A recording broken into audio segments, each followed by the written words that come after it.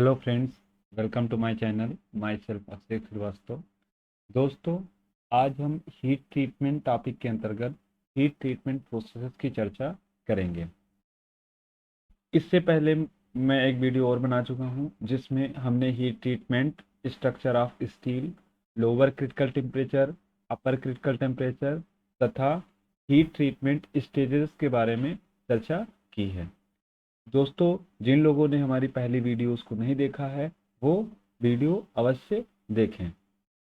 जो भी हमारे चैनल पर नए हैं, चैनल को सब्सक्राइब करें तथा वीडियो को लाइक व शेयर करना न भूलें। तो आइए अब हम अपने टॉपिक की शुरुआत करते हैं। Heat treatment process and purposes. ठीक है, तो अगर बेसिकली हम लोग बात करते हैं तो हीट ट्रीटमेंट क्या है और इसके क्या उद्देश्य होते हैं, कितनी विधियां होती हैं। तो बात करते हैं तो हीट ट्रीटमेंट करने के लिए निम्नलिखित विधियों से किया जाता है। जैसे आपका हो गया कठोरीकरण, ठीक है, हार्डनिंग, देन टेम्परिंग, देन आपका क्या हो जाता है एनीलिंग और नॉर्मलाइजिंग। ठीक है, और आपका लास्ट क्या होता है, कई विधियां होती हैं, लास्ट आपका सरफेस हार्डनिंग, बट ये मेन है। तो फर्स्ट आपका क्या हो गया हार्डनिंग, सेकंड आपको क्या याद रखना है टेम्परिंग, थर्ड आपको याद रखना है केस हार्डनिंग, फोर्थ एनीलिंग और फिफ्थ आपका हो गया नॉर्मलाइजिंग। तो इस वीडियो में हम लोग हार्डनिंग, टेम्परिंग, एनीलिंग और नॉर्मलाइजिंग की चर्चा करेंगे। नेक्स्ट वीडियो में हम लोग केस हार्डनिंग के बारे में डिटेल में जानेंगे। तो आइए अब हम अपने वीडियो की शुरुआत करते हैं। Steel undergo changes in structure on heating and cooling. Its properties may be greatly altered by suitable heat treatment. तो आप लोगों ने जैसा पहले पढ़ा है कि स्टील की संरचना में परिवर्तन कर सकते हैं बाय हीटिंग और कूलिंग, और इसकी प्रॉपर्टीज को सुटेबल हीट ट्रीटमेंट द्वारा काफी हद तक परिवर्तित किया जा सकता है। ठीक है, तो जो वो विधियां हैं वो कौन कौन सी विधियां हैं। तो पहला आपको हार्डनिंग हो गया। हार्डनिंग का हम प्रयोग क्यों करते हैं, टू ऐड कटिंग एबिलिटी। ठीक है, कटिंग एबिलिटी बढ़ाने के लिए, इंक्रीज वियर रेजिस्टेंस, ठीक है, आघात को बढ़ाने के लिए, ठीक है, वियर रेजिस्टेंस। देन टेम्परिंग की बात करते हैं तो अगर ब्रिटलनेस का गुण है तो उसको रिमूव करने के लिए, ठीक है, या टफनेस और शॉक रेजिस्टेंस इंड्यूस कराने के लिए, ठीक है, हम टेम्परिंग का प्रयोग करते हैं। उसके बाद थर्ड प्रोसेस हमारी एनिलिंग हो गई। तो एनिलिंग में क्या, स्ट्रेन और स्ट्रेस को दूर करने के लिए, हार्डनेस को इलिमिनेट करने के लिए, ठीक है, मशीनेबिलिटी को इम्प्रूव करने के लिए, स्टील को मुलायम करने के लिए हम किसका यूज करते हैं, एनीलिंग का प्रयोग किया जाता है। बट अगर नॉर्मलाइजिंग की बात किया जाए तो नॉर्मलाइजिंग में हम क्या करते हैं, यहाँ पर जो स्टील की ग्रेन संरचना है इसको परिष्कृत करने के लिए, रिफाइन करने के लिए किसका उपयोग किया जाता है, नॉर्मलाइजिंग का प्रयोग किया जाता है। तो heat treatment process and purposes में जो पहले क्वेश्चंस आपके आ सकते हैं इस टाइप के आ सकते हैं कि हार्डनिंग से क्या होता है, तो to add cutting ability or to increase wear resistance, tempering to remove brittleness, ठीक है, to induce toughness and shock resistance. Annealing में क्या होता है, स्ट्रेन एंड स्ट्रेस को रिलीव करता है, ठीक है, हार्डनेस को एलिमिनेट करता है, दूर करता है, मशीनेबिलिटी से इंप्रूव की जा सकती है और स्टील जो है आपकी मुलायम हो जाती है। ठीक है, बट नॉर्मलाइजिंग की बात करें तो नॉर्मलाइजिंग में हम जो ग्रेन स्ट्रक्चर है स्टील के उसको परिष्कृत करने के लिए क्या करते हैं, नॉर्मलाइजिंग प्रोसेस करते हैं।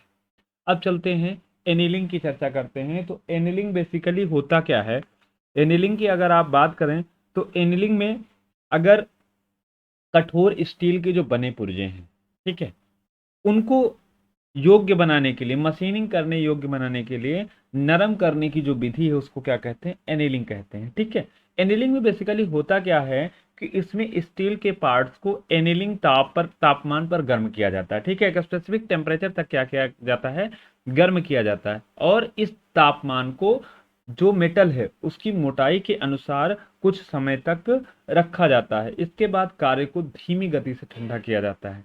ठीक है, तो इस प्रोसेस को हम क्या बोलते हैं, एनेलिंग बोलते हैं। चलिए एनेलिंग को हम पीपीटी के माध्यम से और समझते हैं। तो heating, soaking and slow cooling cause the grains to become large and in this process produce softness and ductility. तो बेसिकली जो हमने आपको बताया कि हीटिंग करते हैं, देन कुछ समय तक उसी तापमान पर रखा जाता है, इसके बाद धीमी गति से क्या किया जाता है, ठंडा किया जाता है। तो इससे बेसिकली होता क्या है कि जो ग्रेन्स होते हैं, जो इसकी संरचना, ग्रेन संरचना होती है, ये बिकम लार्ज हो जाते हैं, और इस प्रोसेस से आप में सॉफ्टनेस प्रोड्यूस होती है मेटल में, और डक्टिलिटी भी क्या हो जाती है, डक्टिलिटी का भी गुण आ जाता है। ठीक है, अगर हम एनेलिंग की बात करें तो हाइपोयूटेक्टाइड स्टील जो होते हैं वहां पर अपर क्रिटिकल टेम्परेचर से 30 degree Celsius to 50 degree Celsius ऊपर तक हम गर्म करते हैं। तो ये आपको इंपॉर्टेंट पॉइंट है, याद रखना है इसको, कि अगर एनिलिंग आप कर रहे हैं तो वहां पर हाइपोयूटेक्टाइड स्टील जो आपकी है उसको 30 degree Celsius to 50 degree Celsius तक आपको क्या करना है, गर्म करना है। ठीक है, बट अगर आपकी हाइपर यूटेक्टाइड स्टील है तो वहां पर आपको क्या करना है, वहां पर आपको लोअर क्रिटिकल टेम्परेचर से 50 डिग्री सेल्सियस ऊपर तक गर्म करना है। तो ये बात रही हमारी किसके बारे में, एनिलिंग में, कि कितने टेम्परेचर तक हम गर्म करेंगे। तो हाइपोयूटेक्टाइड स्टील के लिए 30 degree Celsius to 50 degree Celsius above the critical temperature. Okay, और अगर हम उसके लिए बात करेंगे हाइपरयूटेक्टाइड स्टील के लिए, तो लोअर क्रिटिकल टेम्परेचर से 50 डिग्री सेल्सियस ऊपर तक क्या करेंगे, गर्म करेंगे। ओके, तो ये हमारा हो गया एनिलिंग। उसके बाद एनिलिंग में और आगे चर्चा करते हैं, तो यहां पर जो सोकिंग टाइम होना चाहिए वो 5 मिनट पर 10 mm of thickness for carbon steel.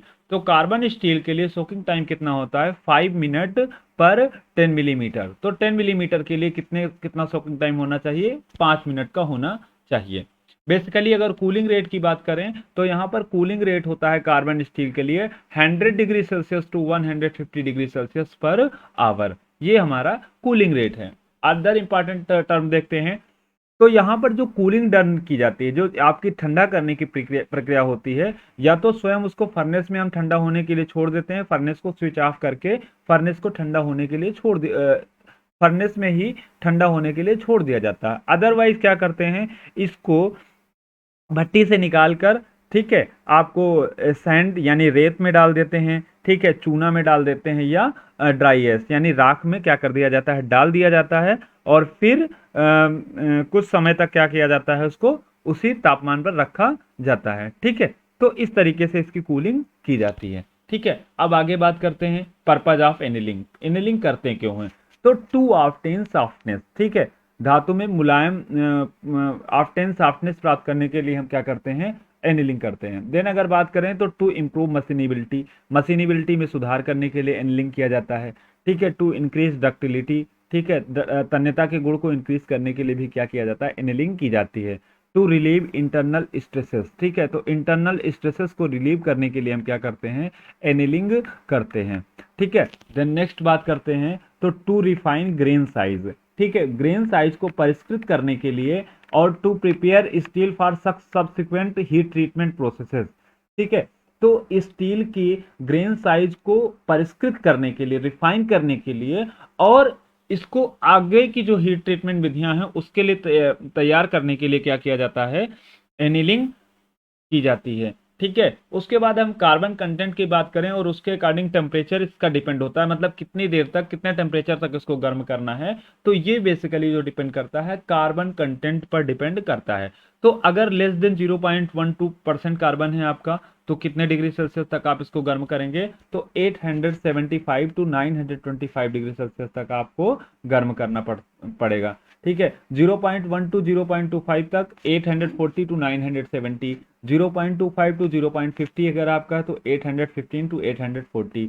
ठीक है, 0.50 टू 0.90 780 टू 810, देन आपका 0.90 टू 1.3, और आपका यहाँ पर टेम्परेचर क्या हो जाएगा, 760 टू 780। तो ये आपका हो गया एनीलिंग।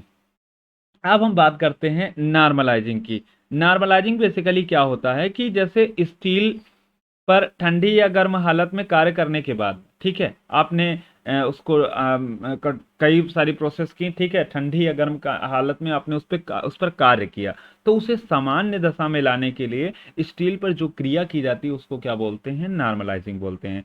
ठीक है, इसमें क्या किया जाता है कि स्टील को अपर क्रिटिकल तापमान से 30 से 40 डिग्री सेल्सियस तक अधिक गर्म किया जाता है। ठीक है, तो अपर क्रिटिकल टेम्परेचर जो स्टील का है उससे 30 से 50 डिग्री सेल्सियस तक गर्म किया जाता है ऊपर, और फिर इस तापमान को जो आपका जाब है उसकी मोटाई के अनुसार, ठीक है, कुछ समय तक रखा जाता है और इसके बाद इस जाब को स्थिर हवा में ठंडा कर दिया जाता है। ठीक है, एक बार पीपीटी के माध्यम से समझते हैं। तो नॉर्मलाइजिंग हम क्यों करते हैं, तो normalising is done to produce a fine grain for uniformity of the structure and for improved mechanical properties. ठीक है, तो नॉर्मलाइजिंग को क्यों किया जाता है, तो normalising is done to produce a fine grain for uniformity of the structure and for improved mechanical properties. तो जो इसकी ग्रेन संरचना उसमें स्ट्रक्चर में, ठीक है, तो फाइन ग्रेन लाने के लिए जिससे स्ट्रक्चर में क्या हो, यूनिफॉर्म हो सके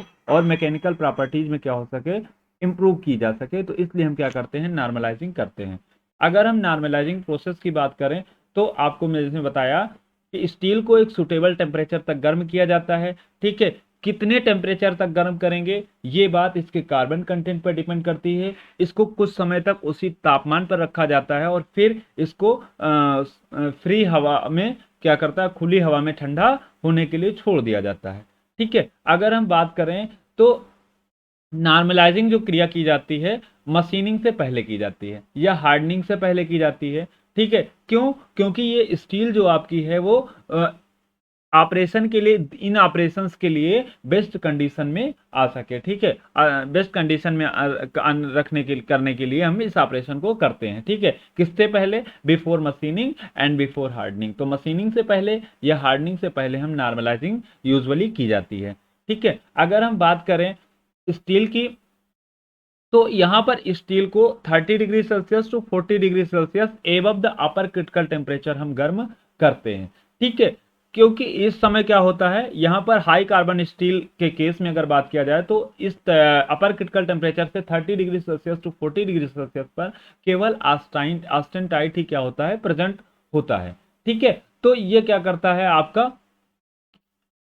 इंश्योर कराता है, इंश्योर यूनिफॉर्मिटी। ठीक है, आप जब एस्टेंटाइन के साथ स्टार्ट करते हैं प्रोसेस तो इससे आपकी यूनिफॉर्मिटी इंश्योर होती है और जो फाइनल प्रॉपर्टीज आपकी प्रोड्यूस होती हैं वो काफ़ी अच्छी होती हैं। तो ये आपका है नॉर्मलाइजिंग प्रोसेस। ठीक है, अगर यहाँ पर आपको पॉइंट नोट करने वाला क्या है कि जो भी हीटेड पीस है, अगर आप उसके लिए नॉर्मलाइजिंग के लिए उसको कभी भी केप्ट नहीं करेंगे एनी वेट प्लेस या किसी भी गीले स्थान पर या शुष्क हवा में, या उसको फोर्स्ड एयर प्रोवाइड नहीं करेंगे। ऐसा अगर आप करते हैं तो इससे क्या हो जाएगा, उसमें कुछ कठोरता का गुण आ जाएगा। ठीक है, इंड्यूस्ड सम हार्डनेस आल्सो। ठीक है, तो ये आपका था नॉर्मलाइजिंग। अब हम बात करते हैं हार्डनिंग की।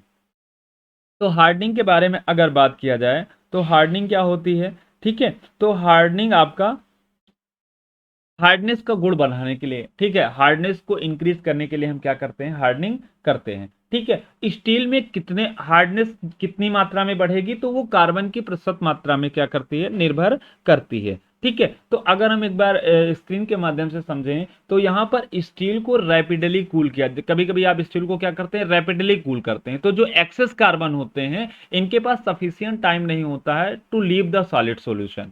ठीक है, इसमें रिजल्ट क्या होता है कि it will trapped in the iron. ठीक है, और इससे क्या होता है, इंटरनल डिस्टार्शन होता है। ठीक है, और यही इंटरनल डिस्टार्शन आपके क्या करते हैं, increase the hardness of steel. ठीक है, तो हार्डनेस ऑफ स्टील को क्या करते हैं, बढ़ाते हैं, and corresponding reduction in its strength and ductility. ठीक है, और उसी प्रकार से इसकी स्ट्रेंथ और डक्टिलिटी में क्या होता है, कुछ रिडक्शन, कुछ कमी आती है। ठीक है, तो जो ये बेसिक प्रोसेस है इसी को हम बोलते हैं, इस बेसिक कार्य को हम क्या बोलते हैं, हार्डनिंग प्रोसेस। तो हार्डनिंग प्रोसेस में क्या किया जाता है, जैसे आपको यहाँ इसका जो बेसिक है, ये बेसिक ये है कि जब हम स्टील को रैपिडली ठंडा करेंगे, ठीक है, तो जो एक्सेस कार्बन होंगे इनके पास सफिशियंट टाइम नहीं होगा to leave the solid solution, जिससे क्या हो जाएंगे, ये जो कंटेंट हैं ये आयरन में ही क्या हो जाएंगे, ट्रैप्ड हो जाएंगे, कार्बन कंटेंट। इससे एक इंटरनल डिस्टॉर्शन होगा, ठीक है। और ये इंटरनल डिस्टॉर्शंस क्या करेंगे, आपकी हार्डनेस को इंक्रीज कर देंगे, लेकिन उसी करस्पॉन्डिंग में स्ट्रेंथ आपकी क्या हो जाएगी, रिड्यूस हो जाएगी, डक्टिलिटी आपकी क्या हो जाएगी, रिड्यूस हो जाएगी। तो ये आपका बेसिक है हार्डनिंग प्रोसेस का, ठीक है। अब हम बात करते हैं तो हार्डनिंग प्रोसेस के बाद में वो किन मैकेनिकल प्रॉपर्टीज को अडॉप्ट करेगा, या कौन सी यांत्रिक गुण उसके अंदर प्रोड्यूस होंगे या आ जाएंगे, ये किस पर डिपेंड करता है। तो पहला चीज जो बात करते हैं, the carbon content of the steel. जिस स्टील की आप हार्डनिंग कर रहे हो उसमें कितने परसेंट में कार्बन कंटेंट है, ये पहली चीज इस बात पर डिपेंड करेगा। दूसरा, the temperature to which it is heated, किस ताप तक आप उसे गर्म कर रहे हैं, इस बात पर डिपेंड करेगा, ठीक है। ड्यूरेशन ऑफ हीटिंग, ठीक है, तो कितनी देर के लिए हीटिंग कर रहे हैं इस बात पर भी डिपेंड करेगा, ठीक है। The temperature of the steel at the start of quenching, ठीक है, जब आपने उस पर क्वेंचिंग प्रोसेस स्टार्ट की तो उस समय स्टील का टेम्परेचर कितना था, इस बात पर भी डिपेंड करेगा, ठीक है। The cooling rate produced by quenching, ठीक है। अगर हम बात करें यहां पर, तो जो steel with less than about 0.15% carbon होते हैं ये इस ट्रीटमेंट को रिस्पॉन्ड नहीं करते। तो less than about 0.5% carbon will not respond to this treatment. तो ये आपका हार्डनिंग हो गया। अब प्रोसेस ऑफ हार्डनिंग में बेसिकली करते क्या है ये जानना चाहेंगे। तो in order to produce the desired effect, ठीक है, अगर आपको हार्डनिंग का क्या करते हैं प्रॉपर्टीज प्रोड्यूस करनी है, तो sufficient carbon must be put in the solid solution, ठीक है। तो जो सॉलिड सॉल्यूशन है आपका उसमें कार्बन हमें सफिशियंट मात्रा में ऐड करना होगा इंटरनल डिस्टार्शन के लिए, when it is trapped into the iron by quenching, ठीक है। तो अगर कार्बन कंटेंट क्या होगा, लेस देन 0.83% होगा, तो स्टील को ओनली अपर क्रिटिकल पॉइंट से, थोड़ा सा अपर क्रिटिकल पॉइंट से क्या करना है, गर्म करना है। कब, जब कार्बन कंटेंट की मात्रा लेस देन होगी 0.83% से, कार्बन कंटेंट की मात्रा क्या होगी, लेस देन होगी 0.83% से। बट अगर आपका क्या है, कार्बन कंटेंट मोर देन 0.83% है, नेक्स्ट पॉइंट देखिए कि कार्बन कंटेंट अगर आपका मोर देन 0.83% है, तो स्टील को आपको लोअर क्रिटिकल टेम्परेचर से कुछ ऊपर तक गर्म करना है, just above it's lower critical point. तो आपको याद रखना है कि जब लेस देन 0.83% है तब क्या, कि just above its upper critical point, but when more than 0.83% then आपको क्या करना है, just above to lower critical point, ठीक है। देन प्रोसेस ऑफ हार्डनिंग की बात करते हैं, तो इसमें प्रोसेस ऑफ हार्डनिंग में आगे हम चलते हैं तो सबसे चीज आता है सोकिंग टाइम। सोकिंग टाइम में इंपॉर्टेंट चीज क्या है इसमें, कि स्टील को कुछ समय तक क्या कर दे, उसी ताप पर छोड़ दिया जाता है। तो नॉर्मली जो अलाउड टाइम है हमारे लिए वो 5 मिनट्स अलाउड, 5 मिनट्स अलाउ है as soaking time for 10 millimetre thickness of steel. तो जो सोकिंग टाइम इसके लिए अलाउेबल है वो 5 मिनट पर 10 मिलीमीटर थिकनेस ऑफ स्टील, ठीक है। तो सेकंड पॉइंट आपका क्या हो गया, कूलिंग से इंपॉर्टेंट पॉइंट अगर हम बात करते हैं, तो कूलिंग के लिए कूलिंग करने के लिए सुटेबल क्वेंचिंग मीडियम होना चाहिए, जो सर्टेन मिनिमम रेट पर क्या करे, called the critical cooling rate, ठीक है। तो एक निश्चित न्यूनतम दर को क्या कहते हैं, क्रिटिकल कूलिंग रेट। अब हम बात करते हैं तो the critical cooling rate depends upon the composition of the steel. ये किस पर निर्भर करता है, स्टील की संरचना पर। क्रिटिकल जो कूलिंग रेट है, जो मिनिमम रेट है, वो किस पर डिपेंड करेगा, composition of the steel. This cooling transforms all the austenite into a fine needle like structure called martensite. तो जो ये कूलिंग है इस स्टेंटाइट को किस में ट्रांसफॉर्म कर देती है, एक फाइन नीडल लाइक स्ट्रक्चर में, जिसको हम किस नाम से जानते हैं, तो मार्टेनसाइट के नाम से जानते हैं। अब आगे बात करते हैं, तो the structure of steel treated this we is very hard and strong. तो इस तरीके से अगर आप ट्रीटमेंट करेंगे तो यहां से ये जो स्ट्रक्चर है बहुत हार्ड हो जाएगी और बहुत ही ज्यादा क्या हो जाएगी, स्ट्रांग हो जाएगी, लेकिन इसमें ब्रिटलनेस का गुण आ जाएगा, ठीक है। देन बात करते हैं क्वंचिंग मीडियम। तो क्वंचिंग मीडियम यहां की बात करते हैं, तो क्वंचिंग मीडियम क्या करते हैं, controls the rate of cooling. Rate of cooling को कंट्रोल्स करते हैं, ये पता है आप लोग को पहले से। अगर रैपिड क्वेंचिंग चाहिए तो ए सॉल्यूशन ऑफ कास्ट और caustic soda in water is used, ठीक है। इसी को हम किस नाम से जानते हैं, ब्राइन सॉल्यूशन के नाम से जानते हैं। तो रैपिड क्वेंचिंग के लिए आपको साल्ट सॉल्यूशन का या कास्टिक सोडा वाटर में घोल के क्या करते हैं, उसका प्रयोग करते हैं। बट अगर बहुत स्लो क्वेंचिंग आपको चाहिए तो ब्लास्ट ऑफ ईयर क्या है, सफिशिएंट है। आपको क्या फर्स्ट वीडियो में बताया गया था कि ब्राइन सॉल्यूशन क्या है, faster rate of cooling, year क्या है, लोवेस्ट रेट ऑफ कूलिंग। ठीक है, देन नेक्स्ट बात करते हैं तो oil gives an intermediate quenching. ठीक है, water and oil are the most common quenching media use. तो आपको एक पॉइंट इंपॉर्टेंट याद रखना है कि मोस्ट कॉमन क्वेंचिंग मीडिया आपसे पूछेगा तो हम मोस्ट जो इसमें क्या करते हैं, वाटर और आयल क्या है आपके मोस्ट कॉमन क्वेंचिंग मीडिया है। ठीक है, तो year quenching is suitable only for certain special इलाज। ठीक है, तो ईयर क्वेंचिंग का हम यूज कब करते हैं, केवल कुछ स्पेशल इलाज स्टील्स के लिए किसका उपयोग किया जाता है, ईयर क्वेंचिंग मीडियम का उपयोग किया जाता है। अब ये तो रही हमारी हार्डनिंग की बात। अब हम चलते हैं किस पर, टेम्परिंग पर। तो बेसिकली टेम्परिंग क्या है कि जब किसी स्टील के पार्ट्स या कटिंग टूल को आप क्या करते हैं, हार्ड किया जाता है तो उसमें ब्रिटलनेस का गुण अधिक आ जाता है। आप लोगों ने हार्डनिंग में अभी पढ़ा ना कि जब हार्डनिंग किया जाता है तो उससे क्या हो जाती है, चीजें तो मजबूत हो जाती हैं बट वहां पर क्या होता है कि ब्रिटलनेस का गुण अधिक हो जाता है, जिससे वो क्या हो सकती हैं, चीजें टूट सकती हैं। ठीक है, तो इस कमी को दूर करने के लिए हम क्या करते हैं, टेम्परिंग करते हैं। ठीक है, तो after hardening steel it is usually reheated to its suitable temperature below the lower critical point to improve its toughness and ductility. ठीक है, तो बेसिकली इसमें क्या करते हैं, को स्टील को रीहीटेड किया जाता है एक सुटेबल टेम्परेचर तक। ठीक है, बट ये जो सुटेबल टेम्परेचर होगा below the lower critical point. ठीक है, इससे क्या होती है, इसकी टफनेस इंप्रूव होती है और डक्टिलिटी क्या होती है, इसमें इंप्रूव हो जाती है। ठीक है, तो बेसिकली इसमें किया जाता है इसकी भंगुरता को कम करके, इसके ब्रिटलनेस को कम करके इसमें टफनेस का गुण क्या किया जाता है, बढ़ाया जाता है। ठीक है, तो ये क्या होता है, तो यहां पर आप लोगों ने जाना कि ऑस्टेनटाइट से एक नई स्ट्रक्चर बनती है जिसको हम क्या बोलते हैं हार्डनिंग में, मार्टेनसाइट। ठीक है, यहां पर आप लोगों ने पढ़ा, अभी देखिए मैं आपको बताता हूं, यहां पर needle like structure called martensite. ठीक है, तो ये हार्डनिंग प्रोसेस में होता है। बट अगर नॉर्मलाइजिंग की आप विशेषता बात करेंगे, टेम्परिंग की अगर आप बात करेंगे तो टेम्परिंग में बेसिकली आपका क्या होता है, टेम्परिंग में बेसिकली क्या होता है, आफ्टर हार्डनिंग, ठीक है, स्टील को हम यूजुअली रीहीटेड कर दिए। ठीक है, suitable temperature below the lower critical point to improve its toughness and ductility. तो इसके टफनेस और डक्टिलिटी को हम क्या करते हैं, बढ़ाने के लिए इसको लोअर क्रिटिकल टेम्परेचर से नीचे एक निश्चित तापक्रम तक इसको क्या किया जाता है, हार्डनिंग के बाद गर्म किया जाता है। तो आप लोग जानते हो कि हार्डनेस में जो आपकी स्टील होती है वो कौन सी स्ट्रक्चर में आ जाती है, वो मार्टेन साइट स्ट्रक्चर में आ जाती है। बट यहाँ टेम्परिंग के माध्यम से इस मार्टेन साइट स्ट्रक्चर को हम क्या कहते हैं, पूरा साइट स्ट्रक्चर में क्या कर देते हैं, चेंज कर देते हैं। ठीक है, तो इससे क्या होता है, इसमें ब्रिटलनेस का गुण कम हो जाता है और टफनेस का गुण आ जाता है। ठीक है, तो टफनेस थोड़े से बढ़ जाती है। ठीक है, it is done at the expense of hardness and strength.